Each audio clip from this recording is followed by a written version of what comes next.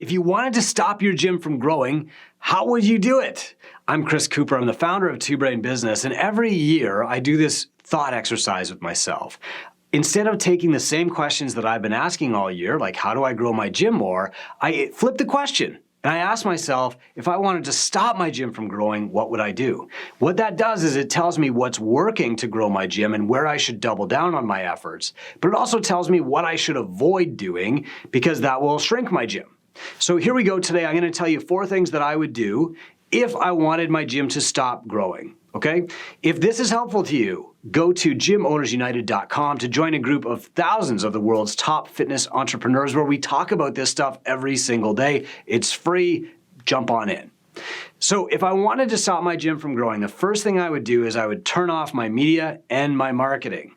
I've been publishing content for my gym since it opened. And even before then, I've been writing blog posts for the newspaper and stuff since like 2002.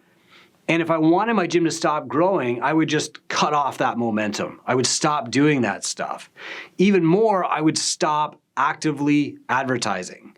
So years ago in 2018, my gym had been steadily growing for well over a decade, but it had kind of plateaued. And I met with a friend of mine named John, and John said, "Are you advertising?" And I said, "Nah, that's not for me. We've never done that." And he said, "Well, everybody else in your city is. And so if you're not, nobody's going to hear about you. And if they don't hear about you, then they can't hire you. And if they don't hire you, then you can't change their lives." So what you need to understand is that marketing is not bragging, it's not baiting people, it's not trying to fool anybody, it's inviting people to share the life that you've discovered that you love and a happiness in your health that they can have too. You have to do some kind of marketing. It doesn't always have to be ads. You can do peer-to-peer marketing, you can do referrals, you can do affinity marketing, you can take a coffee to your neighbor and say, "How's business?" All of this is marketing. You can grab your friend at the baseball game, start a conversation about fitness, and invite them into your gym. These things are marketing, but you have to actually think about it and have a plan to do it consistently, or your gym will stop growing. People won't just find you because you're a great coach. The second way that I would stop my gym from growing is that I would actively turn people off. Look, there's a spectrum of attraction and repulsion that we all have. There are people who are actively repulsive, right? Like they're pushing you away. They don't want to be around you. That is not you. I'm not talking to any of those people here. Moving from the spectrum toward attraction, though, the next group of people are people who are passively unattractive. It doesn't mean they're ugly. It just means that they're exhausted.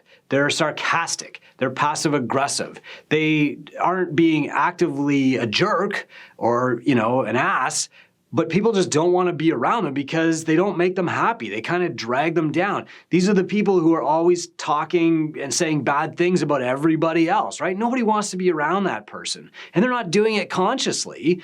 It's an unconscious motivation, and we just sink into it. This bad habit. But the reality is it really does turn people off. And then moving toward attraction, you have people who are unconsciously attractive. They're nice to be around. They don't repulse anybody. They don't turn anybody off. They're fairly happy and they're just kind of in the background, right? They're part of the crowd. Everybody's kind of their friend. And then you have people who are actively attractive, meaning that they feed you energy whenever you see them. They light up the room whenever they walk into it. They go first. They say, "Hey, good morning." They're high-fiving you. They're smiling. And this is the person that you have to be if you want to grow your gym. If I wanted to stop growing my gym, I would allow myself to lapse into unconscious repulsion, which means I'm sarcastic, I'm tearing other people down, I'm exhausted, I clearly don't want to be there. Years ago, I screwed this up. I was exhausted. I had been working at the gym since 6 a.m. for 3 years in a row. I had this client named Patty, and she came in Tuesdays and Thursdays at 4 o'clock, and we spent a half an hour together in personal training. Great client.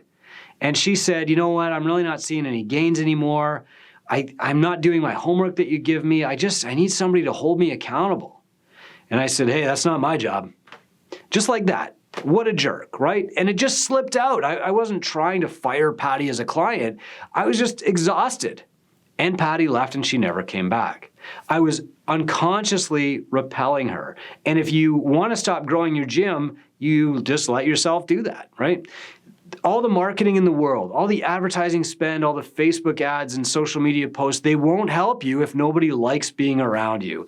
Work on being actively attractive if you want to grow your gym. And hey, if you're exhausted and it's 6 a.m. and you don't want to be there, we can tell, okay? You're not hiding it. Find somebody else to do that job for you. Go home, go back to bed, eat a good breakfast, have a coffee, or go back to your office and do something that grows your business. All right.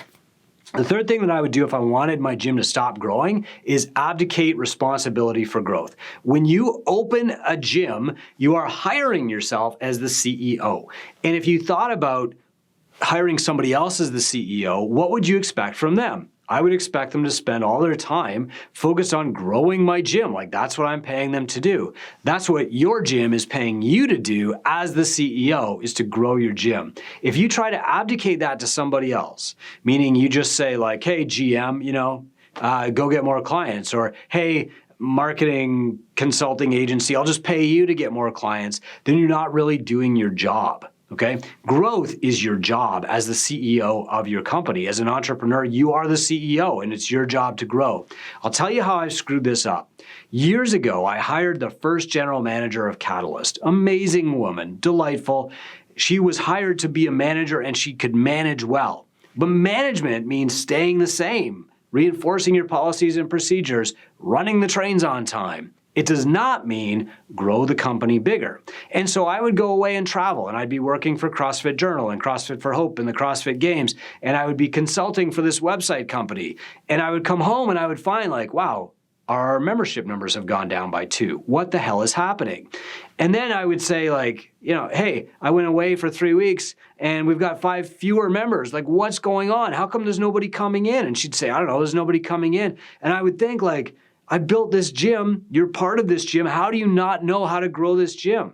But the truth is that I thought I was delegating a job to her when really I was abdicating. I assumed she knew what I knew, that somehow she had just like sucked all the knowledge out of my brain and into hers, that just by being around me, she knew everything. And so I just like walked away and didn't teach her how to grow the business, but still expected it to grow. So if you want to grow your gym, make sure that you're delegating with step-by-step, no need for questions, no blank spots, no fill in the gaps, no common sense required to actually do the job. The last thing that I would do if I wanted my gym to stop growing is I would stop putting all of my attention on retention.